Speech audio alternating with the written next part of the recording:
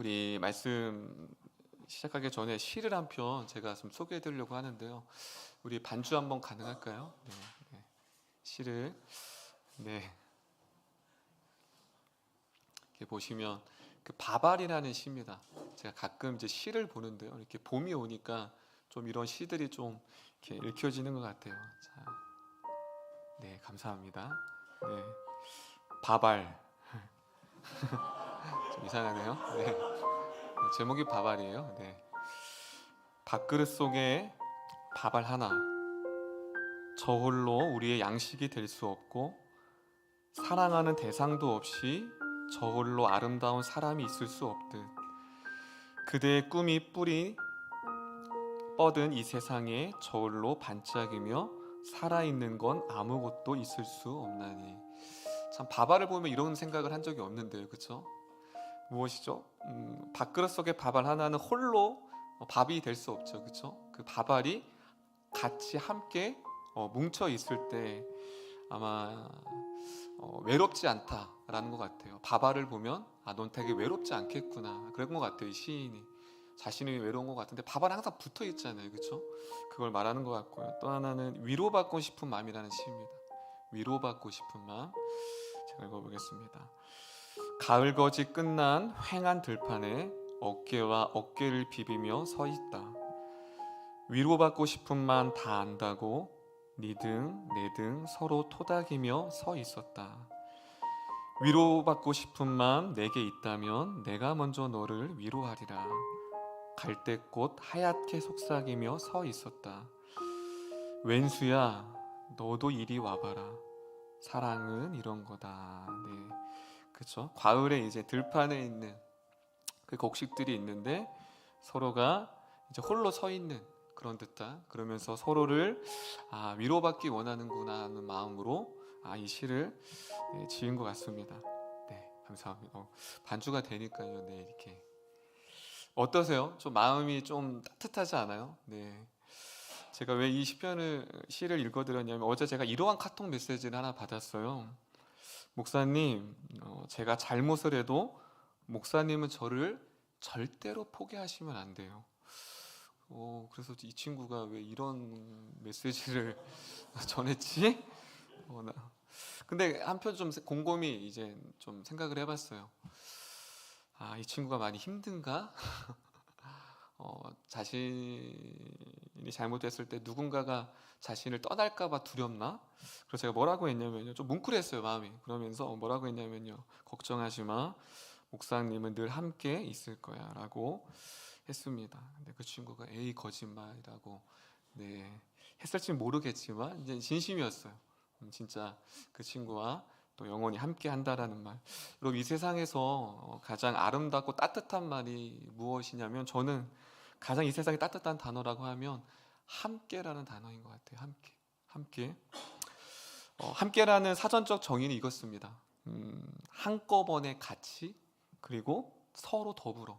이게 사전적 의미예요. 함께는 더불어, 그리고 한꺼번에 함께. 그런데 성경에도 이 함께라는 단어가 상당히 많이 나옵니다. 우리 로마서 12장 15절 한번 읽어볼까요? 로마서 12장 15절입니다. 로마서 12장 15절 크게 한번 읽어보겠습니다. 시작. 즐거워하는 자들과 함께 즐거워하고 우는 자들과 함께 울라. 자, 여기서도 함께라는 단어가 두 번이나 나오죠. 그런데 성경에서 말하는 헬라어의 원 의미는 사전적 의미보다 조금 더 깊어요. 이게 뭐다합니다. 무엇을 향하여? 자, 성경에서 헬라어는 함께는 무엇이냐면 무엇을 향하여, 그것은 무엇이죠? 그 사람을 향한다라는 거예요. 함께라는 건 강력한 지향성을 가져요. 지향성은 뭐냐면 관계성인 거예요. 여기서 함께라는 건 그 사람과 지속성, 그리고 지향성, 관계성을 의미합니다. 그래서 이 말씀이 누가복음 15장 31절에도 있어요. 누가복음 15장 31절은 그 유명한 탕자의 비유입니다. 탕자의 비유. 그 큰아들이 아버지의 사랑을 받지 못했을 때 그 아버지가 큰아들을 향해 말합니다. 이렇게 말합니다. 누가복음 15장 31절에도 함께라는 단어가 나있는데요. 아버지가 이르되 예, 너는 항상 나와 함께 있으니 내 것이 다 네 것이로다. 여기서 말하는 건 이 아들이 자신이 사랑받지 못하다고 느꼈지만 아버지는 무엇이죠? 아버지가 말합니다. 큰아들아, 내 마음은 늘 너를 향했고 나는 늘 너와 함께 있었단다라고 말하는 본문이 바로 오늘 15장 31절에도 있습니다. 한마디로 함께라는 건 무엇이죠? 내가 슬픔과 아픔을 가졌을 때 함께 슬퍼해 주는 사람, 함께 아파해 주는 사람. 내가 또 기쁜 일이 있어요. 그럼 누구보다도 나보다도 더 함께 기뻐해 줄 수 있는 사람. 그리고 내가 미워한 사람이 있어요. 이것도 함께 해주면 좋겠죠. 함께 같이 미워해 주고 공감해 준다라는 거죠. 여러분 한번 말씀을 오늘 들으면서 나는 그러한 함께 해주는 사람이 있는가, 또한 나도 누구와 함께 해줄 사람이 있는가를 좀 말씀을 보면서 우리가 살펴보았으면 좋겠습니다. 여러분 창세기 2장 18절에도요 하나님 이렇게 말씀하십니다. 자, 제가 읽을게요. 창세기 2장 18절입니다. 여호와 하나님이 이르시되 사람이 혼자 사는 것이 좋지 아니하니 내가 그를 위하여 돕는 배필을 지으리라 하시니라. 할렐루야. 자, 하나님께서도 아담을 지었는데요 그가 홀로 있어요. 그래서 그가 혼자 있는 것이 보기 좋지 않아서 누구를, 영원히 동반자 함께 할 수 있는 누구를 지었죠? 화를 만들었습니다. 이것은 무엇이죠? 우리는요 홀로 살 수 없어요. 공동체적으로 관계를 맺으면서 살아갈 수밖에 없는 존재라고 하나님은 우리에게 말씀하고 있습니다. 이것은 무엇이죠? 답답합니다. 서로를 필요로 존재. 자, 우리를 어떠한 존재로 만드셨죠? 서로가 서로를 필요하는 존재로 우리를 지으셨습니다. 그래서 저는 오늘 본문이 성경에서 가장 따뜻한 사건 중에 하나가 바로 오늘 본문입니다. 오늘 본문을 보면서 여러분에게 그 어떠한 함께 있는 사람이 있어야 될지, 또한 나도 누구와 함께 있어야 할지를 오늘 본문을 통해 여러분들이 살펴보았으면 좋겠습니다. 오늘 본문은 여러분 제가 설명을 하자라도 다 알아요. 누가 나오죠? 주인공이 중풍병자가 나와요. 여러분 중풍병자는 무엇이냐면 사지가 무엇이죠? 마비가 돼서 움직일 수 없어요. 그런데 당시에는 이러한 질병을 받으면 하늘로부터 저주를 받았어요. 여러분 질병뿐만이 아니라 당시에는 이러한 중풍병이 있으면 고립돼요. 혼자 살아야 돼요. 가족들로부터도 격리돼야 돼요. 여러분 몸 아플 때 가장 서러운 게 뭐죠? 혼자 있을 때. 그게 진짜 가장 힘들더라고요. 내가 아프면 누가 아픈지를 모르는 거예요. 그런데 아픈 것도 서러운데 뭐예요? 이 당시에는 중풍병자들을 격리시켰어요. 그것은 무엇이죠? 홀로 고립된 상태에서 외로움 가운데 있을 수밖에 없었다는 거예요. 그런데 이 친구는 우리가 다 아는 것처럼 외롭지 않습니다. 왜 그렇죠? 우리 2장 3절을 볼게요. 이들과 평생 함께 해줄 수 있는 주변에 사람이 있었어요. 우리 마가복음 2장 3절입니다. 크게 읽겠습니다. 시작.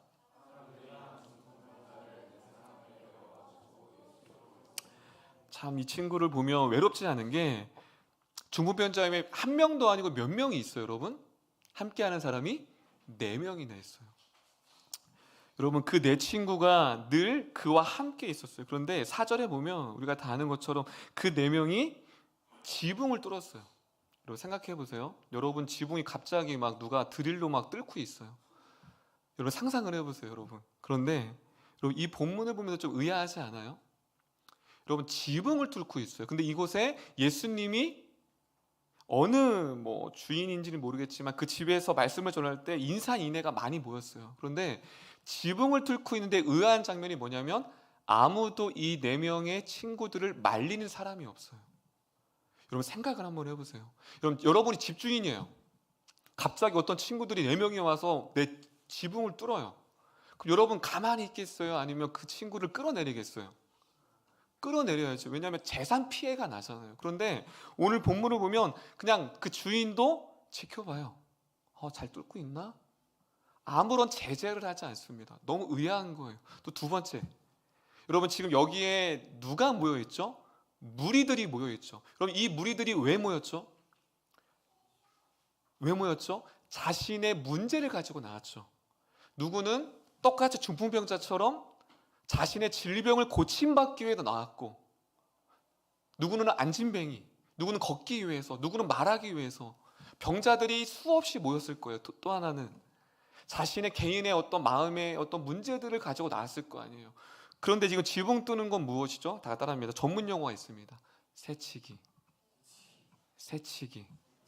여러분, 제가 가장 싫어하는 게 새치기예요. 제가 줄을 서고 있잖아요, 버스를요. 그런데 되게 얄미운 친구들이 있어요. 막 앞에 막 가는 거예요. 그래서 저는 항상 툭툭 쳐요.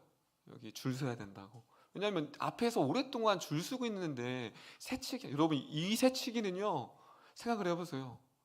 그런데 여기 인산이라는 모인 무리들도 지붕을 뚫고 있는데 뭐 하고 있죠? 가만히 보고 있습니다.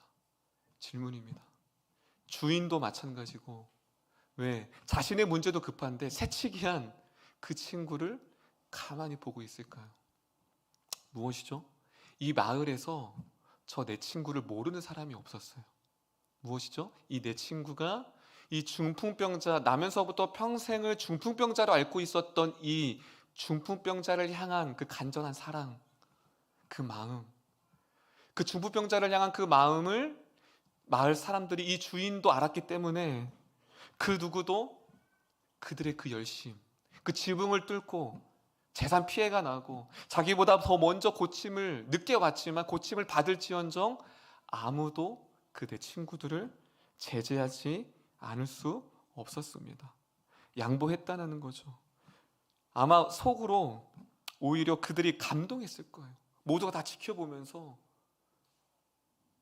자기도 고침 받아야 되지만 저 내 친구가 한 중풍병자를 향한 그 간절한 마음, 그 사랑을 누구보다도 알았기 때문에 그들은 오히려 마음으로 박수를 치고 오히려 감동과 감격이 있었을 것 같습니다. 여러분, 우리 안에 좀 이 내 친구의 마음이 있었으면 좋겠습니다. 할렐루야. 여러분의 가족일 수도 있고요.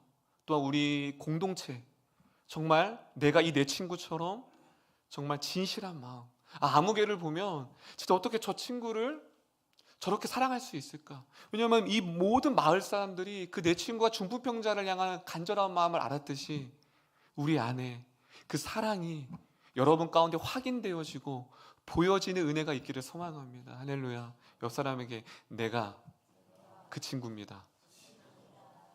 여러분, 좀 거짓말하기 좀 어렵지만 오늘 다짐하는 거예요. 내가 그 친구가 되겠습니다. 할렐루야. 그러는 거예요. 아, 그랬구나. 누구를 보면, 아무개를 보면 참 어떻게, 그럼 눈에서는 그게 보이잖아요. 그렇죠?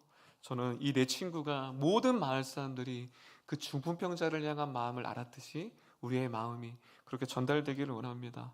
그리고 또 하나 우리가 이 본문에서 놓치지 말아야 할 포인트는요, 여러분, 이 내 친구들이 예수님께 나올 때 누구의 문제와 아픔을 가지고 나아갔죠? 누구요? 중풍병자. 여러분, 일생일대에서 예수님을 만난다는 건 천운입니다. 천운. 당시에요, 예수님을 만날 수 있다는 것, 예수님께 자신의 문제를 가지고 나아갈 수 있다는 건 엄청난 천운이고 기회인 거예요. 그래서 모두가 그 예수님이 지나갈 때 이 천운이었던 한 번 올까 말까한 기회를 얻고자 수많은 애를 썼는데, 지금 이 네 명의 친구도 자신의 문제가 없었을까요? 자신의 고민이 없었을까요? 자신의 아픔이 없었을까요? 그런데 이 내 친구는 자신의 문제를 가지고 예수님께 나아가지 않고 누구의 문제를 가지고 나아갔어요? 중풍병자 친구의 문제를 가지고 주님 앞에 나아갔다는 사실입니다. 할렐루야. 할렐루야. 오늘 본문 우리가 무엇을 가지고 나아가죠? 우리가 오늘 이 시간 어떠한 문제를 가지고 주님 앞에 간절한 마음으로 나아가야 될지. 그렇다면 오늘 본문 우리에게 던집니다. 여러분은 지금 어떠한 문제를 가지고 주님 앞에 나왔습니까? 오늘 이 내 친구들이 우리에게 묻는 거예요. 자신의 기회보다, 자신의 간절함보다 내 친구를 향한 그 마음을 기꺼이 양보하며 그 친구의 간절함을 위해서 기도했던 내 친구처럼 오늘 이 시간 우리가 기도할 제목들이 너무 많고 나의 간절한 소망이 많지만 이 중풍병자를 향한 간절함으로 자신의 문제보다 친구의 문제를 가지고 주님 앞에 간절한 마음으로 나아갔듯이 우리 모든 이름교회가 여러분의 우리 공동체의 문제를 가지고 주님 앞에 달려가는 저와 여러분이 되기를 소망합니다. 할렐루야. 하나님은 그걸 원하시는 거예요. 오늘 여러분 말씀을 들으면서 나에게 중풍병자가 누구인가? 내가 품고 내가 가지고 나가고 내가 함께 있어야 할 중풍병자가 누군지를 오늘 공동체 가운데 마음에 새기시고 주님 앞에 간절한 마음으로 나아가는 저와 여러분이 되기를 소망합니다. 근데 그것을 누가 보시고 있었죠? 예수님이 보고 있었어요. 그래서 그들의 그 내 친구의 그 마음과 사랑을 수고를 알았던 예수님께서 5절에 이렇게 그들의 행동을 이렇게 정의하십니다. 우리 마가복음 2장 5절입니다. 자, 예수님의 시선은 조금 달랐어요. 그들의 그 내 친구의 마음과 행동을 보시고 이렇게 말씀하십니다. 마가복음 2장 5절 크게 읽겠습니다. 시작.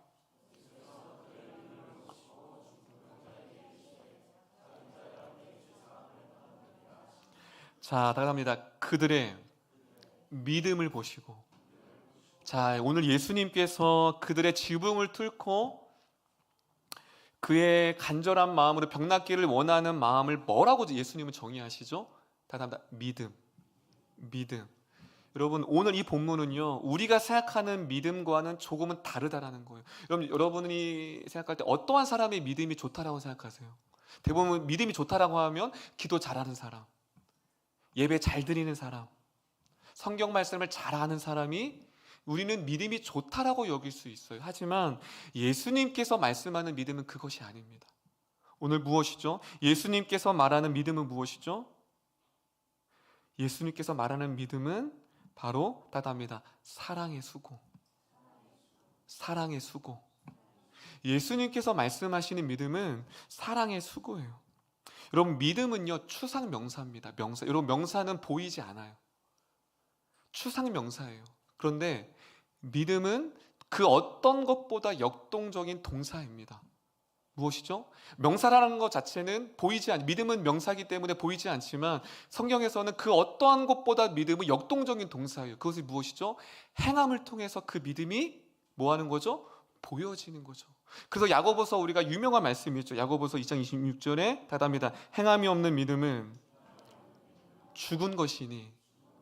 자, 오늘 그들은요, 예수님께서 살아있는 믿음을 봤어요. 여러분, 당시에 바리새인과 서기관들은요, 믿음이 있노라 하였던 사람들이었어요. 성경을 지식을 너무 많이 알고요, 기도도 너무 많이 사거리에서 막 기도할 정도로 너무 많이 그들은 믿음이 좋아 보였어요. 그런데 예수님께서는 그들 향해 뭐라고 하죠? 외식하는 자요. 그 믿음을 가리켜 외식하는 자라고 합니다. 그런데 예수님께서 원하는 믿음은 무엇이죠? 행함이 있는 믿음. 그들은요, 기도는 있었지만, 성경 지식은 있었지만, 예배는 드렸지만 삶 가운데 사랑의 수고와 행함이 전혀 없었어요. 한마디로 무엇이죠? 섬김이 전혀 없었던 거예요. 오늘 야고보서 2장 26절 행함이 없는 죽은 믿음은 야고보서 1장 27절 때문에 나온 말씀입니다. 우리 야고보서 1장 27절 한번 볼까요? 자, 우리 크게 한번 읽어보겠습니다. 야고보서 1장 27절 시작.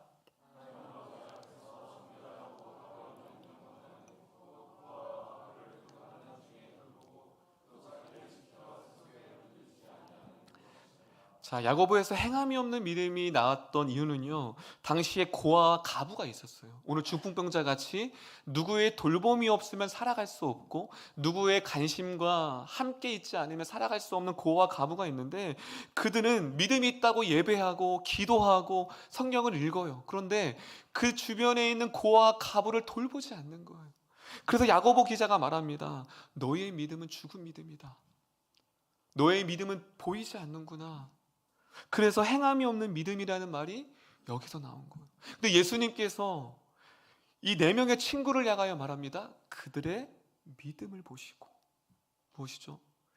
그 중풍병자를 향한 마음만 있었던 게 아니에요. 이 4친구는요. 여러분 생각해 보세요. 그 40, 50도가 되는 땡볕에서 땀을 범벅이가 됐을 거예요, 아마요. 그리고 사람들의 시선도 아마 MBTI도 I라는 성향도 있었을 거예요. 얼마나 앞에 나서기가 그럴까요? 근데 그는 아랑곳하지 않았어요. 사랑의 수고로 땀을 흘리면서 사람들의 손가락질과 거기에 모두가 다 감동만 받진 않았겠죠. 누군가 너는 왜 새치기에 얼마나 많은 소리를 들었어야 했을까요? 그런데 그들은 그것을 마다하지 않고 그 친구를 향해 수고를 마다하지 않고 그 주님 앞에 나갔다는 사실입니다. 그래서 갈라디아서 5장 6절 이렇게 말합니다. 그리스도 예수 안에는 할례나 무할례나 효력이 없으되 다답니다. 사랑으로서 역사하는 믿음뿐이니라. 할렐루야. 믿음은 항상 무엇이 동반된다고요? 사랑. 그런데 우리는 때로는 믿음만 강조할 때가 있어요. 믿음만 있을 때가 있어요. 그런데 항상 믿음은 무엇이 동반돼야 되죠? 사랑. 그것이 있을 때 하나님께서 그것을 믿음으로 봅니다. 제가 오늘 말씀을 준비하면서 예전에 제가 선교대학원에 있을 때 한 선교사님 얘기가 나왔어요. 그 선교사님이 어느 단체에 이제 선교사님들을 위한 어떤 집회를 열었어요. 그래서 이제 말씀을 전하는데, 그래서 그 당시에 남수단, 이런 남수단이 지금 우리나라 전 세계에서 가장 가난한 나라, 이거 아시죠? 그 남수단을 위해서 이제 우리가 그 이제 어려움을 위해서 기도하자고, 재정의 모임을 위해서 기도하자고 했어요. 근데 이 선교사님이 기도 부탁을 받았는데 뭐라고 하시냐면, 나는 그 남수단을 위해서 기도하지 않겠습니다. 여러분 되게 의아하죠. 왜냐하면 선교사님인데, 또 선교사님들을 위하여 예배하러 모였는데 그들을 위해 기도하지 않는다는 거예요. 그래서 그분이 이렇게 말씀하셨습니다. 나는 선교사님들의 필요를 채워달라고 하나님께 기도하지 않겠습니다. 그러나 제가 무엇을 할지 말씀드리겠습니다. 저는 지금 제 호주머니에 들어있는 헌금 전부를 탁자 위에 내놓겠습니다. 여러분은 모두 그렇게 하시기를 부탁드립니다. 그러면서 거기에 모였던 한 사람이 이렇게 말합니다. 우리는 하나님께 필요를 공급해 달라고 기도할 필요가 없었습니다. 이미 여기 있었으니까요. 우리는 그것을 내어놓기 위해 기도해야 했습니다. 할렐루야. 무엇이죠? 이미 여기 있었어요. 제가 그 선교사님 말을 들으면서 참 우리의 모습과 같아, 저의 모습인 것 같았어요. 우리는 누구를 위해 기도합니다. 어려움을 위해 기도해요. 외롭지 않게, 물질의 어려움이 없게. 근데 문제는 실질적인 나의 도움을 주지 않는다라는 거예요. 이들은요, 기도할 필요가 없었어요. 그래서 그 당시에 4,000달러가 모였대요. 그럼 기도하지 않아도 무엇이죠? 내가 그를 도울 수 있다라는 거죠. 할렐루야. 여러분, 우리가 기도보다 먼저 앞서야 될 게 무엇일까요? 내가 지금 그 중풍병자를 위해 우리 공동체 안에서 내가 그 친구를 위해 당장 지금 무엇을 할 수 있을까? 오늘 그것을 위해 기도하는 여러분이 되기를 소망합니다. 할렐루야. 그것을 내어놓아야 돼요. 기도가 아닌 무엇이죠? 내가 실질적으로 행하고, 막 다가가기 어려운 분이 있다면 하나님, 내 마음이 표현될 수 있도록, 내 마음이 저 친구를 향할 수 있도록 그러한 믿음이 저와 여러분 가운데 있기를 소망합니다. 그래서 마지막으로 요한복음 3장 16절을 보면 하나님도 우리를 향한 그 사랑을 동사로 나타나셨어요.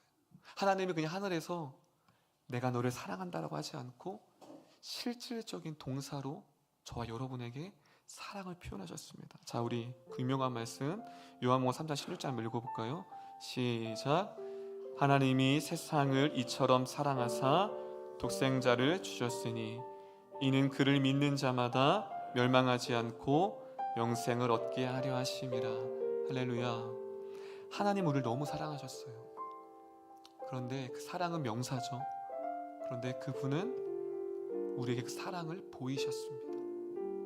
그래서 독생자 예수 그리스도를 이 땅에 보내주셔서 찢기시고 맞으시고 십자가의 죽으심을 통해 저와 여러분을 향한 사랑을 확증하셨고, 그 사랑을, 수고를, 여러분 하늘의 보좌를 버리고 조물주이신 그 하나님이 인간의 욕심으로 왔다는 수고, 여러분 그 어떠한 수고, 그 수고를 우리가 무엇과 비교할 수 있을까요? 전혀 아깝지 않은 수고, 아깝지 않은 희생.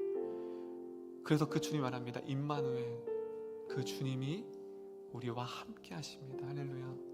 우리가 내일부터 고난주간이 시작됩니다. 다시 한번 우리가 이 고난주간에 나를 향한 그 수고, 나를 향한 희생, 나와 영원히 함께 하셨던 내일은요 구약에서 하나님과 함께했던, 하나님을 만났던 여인들의 모습을 우리가 살펴볼 텐데요, 그 말씀을 듣기 전에 우리가 먼저 내가 만났던 하나님, 나와 함께 있었던 하나님, 나를 향하여 십자가에 매달리기까지 그 수고를, 그 표현을 마다하지 않았던 그 십자가의 사랑이 이제 고난주간에 시작되는 오늘 이 시점에 다시 한번 우리 가운데 다가왔으면 좋겠습니다. 우리 한번 주변을 한번 돌아볼까요?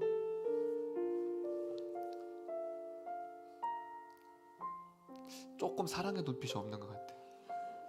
여러분 다시 한번 사랑의 눈빛으로 주변을 한번 볼까요? 여러분 믿음의 성장은요, 제가 부교육자를 16년 동안 하면서 느낀 거는요, 내가 다니는 교회가 내 교회가 되고 우리 교회 성도가 내 가족이 될 때 믿음이 성장합니다. 할렐루야. 근데 그게 안 되면 믿음의 성장이 없어요. 제가 그걸 깨달았어요. 아무리 기도하고 아무리 열심히 섬겨도 내가 다니는 교회가 내 교회가 되지 않고 내 가족이 되지 않으면 절대로 믿음은 성장하지 않더라고요. 혹시 믿음의 성장을 원하시는 분이 계십니까? 믿음의 회복이 원하시는 분이 있습니까? 이런 교회가 여러분의 교회가 되기를 소망합니다. 할렐루야. 정말 믿음이 하나님의 사랑이 회복되길 원하십니까? 여러분의 성도들이 여러분의 가족이 되기를 소망합니다. 할렐루야. 여러분 처음에 말씀드렸죠, 함께라는 단어, 가장 따뜻한 단어. 그런데 우리 교회 안에서도 그 함께라는 단어가 낯선 분이 있을 수 있어요. 내가 아파도 힘들어도 나눌 수 없고 내가 기뻐도 나눌 수 없는 사람이 있다면 여러분 용기 내어서 좀 찾아갔으면 좋겠어요. 두드렸으면 좋겠어요. 오늘 끝나고 한번 찾아가 보세요. 당신이 나의 중풍병자라고, 내가 오늘 기도할 거라고. 여러분 그러할 때 손을 잡고 함께 걸어갈 때, 여러분 교회에서는 다 웃죠. 웃죠. 저도 웃어요. 저도 힘들 때가 있어요. 여러분 저도 사람인지라. 왜냐하면 성도들은 다 사랑을 원해요. 그쵸, 줘야죠. 그런데 손이 닿지 않을 때가 있죠. 근데 저도 함께 있고 싶어요. 말씀을 준비하면서 중풍병자가 참 되게 저도 여러분의 중풍병자이고 여러분도 중풍병자라는 것, 항상 우리는 받기만 하려고 하는 것 같아요. 좀 주려는 사랑. 오늘 예배 끝나고 식사를 세팅하기 전에 다가가셔서 손을 잡고 그렇게 마음의 위로를 드린다면 함께 끌어주고 함께 돌아보는 공동체는 무엇이죠? 서로가 필요한 존재. 우리 옆 사람에게, 나에게 당신이 필요합니다. 할렐루야. 이 시간